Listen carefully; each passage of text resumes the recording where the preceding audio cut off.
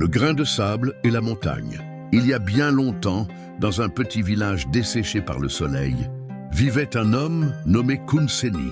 Il n'avait rien, si ce n'est une natte trouée, une calebasse vide et un cœur encore debout malgré les épreuves.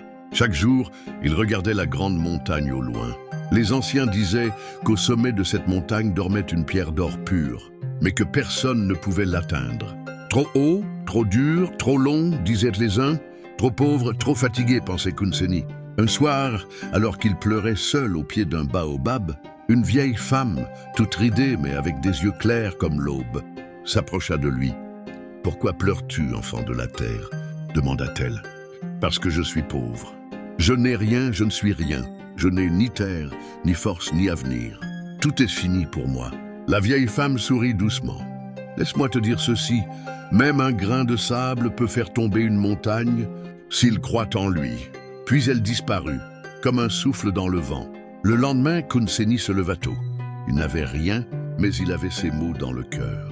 Il regarda la montagne. Il n'allait pas courir, non.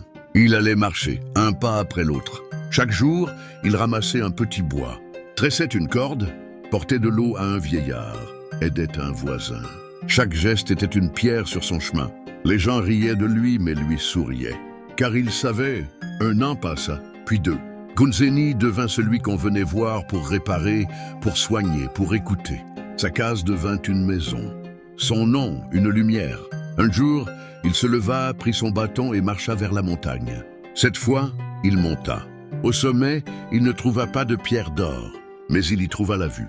Le monde était vaste, et en bas, tout un village s'était mis à espérer, car ils avaient vu le pauvre devenir pilier. Et dans le vent, il entendit la voix de la vieille femme. Celui qui croit que tout est fini, oublie que les graines germent dans l'obscurité. Moret de l'histoire. Tu n'as peut-être rien aujourd'hui, mais tu es encore vivant. Et tant que tu respires, tu peux changer ton histoire. Le monde ne te donnera peut-être rien, mais tu peux te donner à toi-même une seconde chance. Qu'en pensez-vous?